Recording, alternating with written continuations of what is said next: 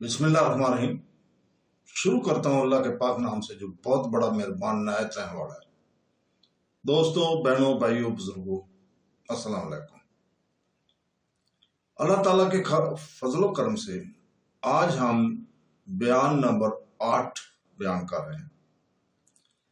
ہمارا مقصد قرآن اور سنت سے سیکھنا اور سکھانا ہے، احکام کو سمجھنا، تاریخ پر غور کرنا اور الہامی رہنمائی سے مسائل کا حل تلاش کرنا ہے۔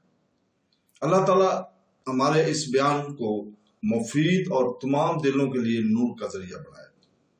تو دوستو، آج ہم جو بیان کریں گے کہ وہ 3 کون تھے جن کی توبہ طویل کڑے امتحان کے بعد قبول ہوئی تھی۔ سورہ توبہ میں اللہ تعالیٰ نے 3 اصحاب کا ذکر کیا ہے جن کی توبہ ایک طویل اور سخت امتحان کے بعد قبول ہوئی تھی۔ یہ لوگ کعب بن مالک، بلال بن امیہ اور مروہ بن ربی تھے۔ یہ سب مدینہ کے انصار میں سے مخلص مومن تھے۔ ان کا قصہ قرآن پاک میں براہ راست سورہ توبہ کی آیت نمبر 118 میں مذکور ہے، اور پیچھے رہ جانے والے تینوں کو بھی بخش دیا، یہاں تک کہ جب زمین اپنے وسط کے باوجود ان پر بند ہو گئی اور ان کی روحیں تنگ ہو گئی اور انہوں نے جان لیا کہ اللہ کے سوا کوئی پناہ نہیں ہے، پھر اس نے ان کی طرف رجوع کیا تاکہ وہ توبہ قبول کرنے والوں میں ہوں۔ رحم کرنے والا، یہ آیت نہ صرف تاریخ اسلام میں ان کا نام درج کراتی ہے بلکہ اخلاص، دیانت اور اللہ تعالیٰ کی رحمت کا ایک لازوال سبق بھی فراہم کرتی ہے۔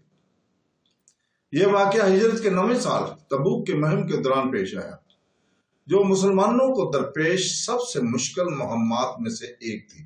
سفر لمبا تھا، گرمی شدید تھی اور رزق کی کمی تھی۔ مدینہ کے منافقین نے رسول پاک صلی اللہ علیہ وسلم کی صحبت سے بچنے کے لیے جھوٹے عذر پیش کیے، لیکن ان تینوں مخلص صحابہ نے تیاری میں تاخیر کی اور آخر کار وسائل ہونے کے باوجود آپ صلی اللہ علیہ وسلم کا ساتھ دینے میں ناکام رہے۔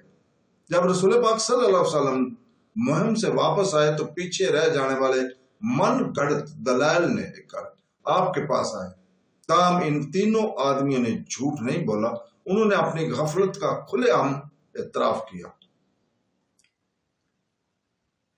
کعب بن مالک، صحیح بخاری حدیث نمبر 4418 4418 اور صحیح مسلم حدیث نمبر 2769 میں بیان کرتے ہیں کہ ان کے پاس مال تھا، طاقت تھی اور سستی کے علاوہ کوئی عذر نہیں تھا۔ اس کی سچائی اگرچہ اس وقت تکلیف دہ تھی، اس کی بخشش کا سبب بنی۔ ان کے اعترافات سن کر رسول پاک صلی اللہ علیہ وسلم نے مومنوں کو ان کا سماجی بائیکاٹ کرنے کا حکم دے دیا۔ یہ نفرت کی وجہ سے نہیں بلکہ ان کی توبہ کے اخلاص کو جانچنے کے لیے ایک الہی حکم کے طور پر تھا۔ 50 دن تک کسی نے ان سے بات نہیں کی، حتیٰ کہ ان کے قریبی رشتہ داروں نے بھی بات نہیں کی۔ کعب بن مالک بیان کرتے ہیں کہ زمین اپنے وسط کے باوجود تنگ محسوس ہوئی اور ان کا دل غم سے بھر گیا۔ یہ تفصیل سورہ توبہ کی آیت نمبر 118 میں اللہ تعالیٰ کے الفاظ سے بالکل میل کھاتی ہے، جہاں وہ فرماتے ہیں کہ زمین ان کے لیے تنگ ہو گئی، حالانکہ وہ وسیع ہے۔ ان کی تنہائی کی کیفیت اس حد تک بڑھ گئی کہ ان کی بیویوں کو بھی کہا گیا کہ وہ ان سے عارضی طور پر علیحدگی اختیار کر لیں۔ کعب بیان کرتے ہیں کہ اس دور میں انہیں غسان کے بادشاہ کی طرف سے ایک خط ملا جس میں اسے اسلام چھوڑنے اور اپنے ساتھ شامل ہونے کی دعوت دی گئی تھی، لیکن اس نے اللہ تعالیٰ اور اس کے رسول پاک صلی اللہ علیہ وسلم سے اپنی وفاداری کا ثبوت دیتے ہوئے اسے فوراً جلا دیا۔ 50 راتوں کی آزمائش کے بعد اللہ تعالیٰ نے آیت نازل کی، جن میں کہا گیا کہ ان کی توبہ قبول ہو گئی ہے۔ رسول پاک صلی اللہ علیہ وسلم جو وحی کے منتظر تھے، خوشخبری مسحور ہوئے اور اس کا اعلان کمیونٹی کو کیا۔ کعب بن مالک صحیح بخاری حدیث نمبر 4418 میں بیان کرتے ہیں کہ لوگ مبارکباد دینے کے لیے دوڑتے تھے اور رسول پاک صلی اللہ علیہ وسلم سے ملنے کے لیے جلدی جلدی مسجد کی طرف بڑھے۔ رسول پاک صلی اللہ علیہ وسلم نے ان کے چہرہ خوشی سے چمک رہا تھا، ان سے کہا آپ کی والدہ نے آپ کو جنم دینے کے بعد سے اب تک کے بہترین دن کے ساتھ خوش ہو۔ یہ بیان اللہ تعالیٰ کی بخشش کی بے پناہ قدر کی ظاہر کرتا ہے اور کس طرح توبہ گناہگار کو اللہ کے پیارے میں بدل دیتی ہے۔ یہ واقعہ مومنین کے لیے بہت سے سبق فراہم کرتا ہے۔ سب سے پہلے یہ سچائی کی طاقت کو ظاہر کرتا ہے۔ منافقین نے جھوٹ کے ذریعے وقتی طور پر اپنے آپ کو بچا لیا۔ ان تینوں صحابہ کی ذلت کا سامنا کرنا پڑا، لیکن اللہ تعالیٰ کی ابدی رحمت حاصل کی۔ اللہ تعالیٰ سورہ توبہ کی آیت نمبر 119 میں اس بات پر زور دیتا ہے، اے ایمان والو، اللہ سے ڈرو اور سچوں کے ساتھ رہو۔ دوسری بات یہ ہے کہ توبہ صرف زبانی عمل نہیں ہے، بلکہ اس میں اکثر آزمائش شامل ہوتی ہیں جو دل کو پاک کرتے ہیں۔ ان کی توبہ کو 50 دن کے لیے مؤخر کر دیا گیا، جو ان کی روح کو پاک کرنے کا ذریعہ تھا۔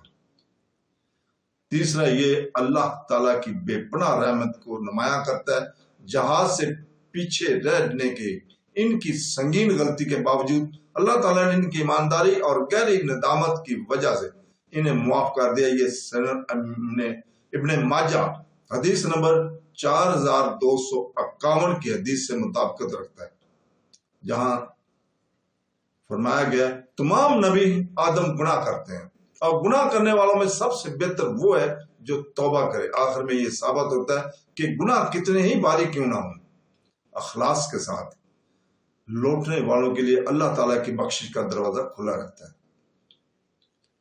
چنانچہ سورہ توبہ میں جن تین کی توبہ قبول ہوئی وہ کعب بن مالک، بلال بن امیہ اور مروہ بن ربی تھے۔ ان کی کہانی سچائی، صبر اور خدائی عفو اور درگزر کی اسلامی تاریخ کی سب سے بڑی مثالوں میں سے ایک ہے۔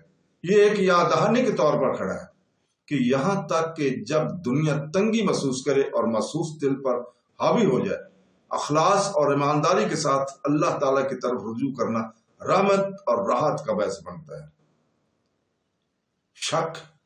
بے شک اللہ تعالیٰ توبہ قبول کرنے والا اور رحیم ہے۔ تو دوستوں، بہنوں، بھائیوں، آج کی گفتگو کا اختتام اپنی عاجزانہ دعا کے ساتھ کرتے ہیں۔ اے اللہ تعالیٰ، ہمارے دلوں کو پاک کر دے، ہمارے اعمال کو قبول فرما، ہمارے گناہوں کو معاف فرما اور ہمیں اپنے شکر گزار بندوں میں شامل فرما۔ ہمارے وقت، ہمارے اہل و عیال اور ہمارے ایمان میں برکت عطا فرما اور ہمیں قیامت کے دن اپنی رحمت کے سائے میں جمع فرما۔ آمین ثم آمین۔ اللہ حافظ۔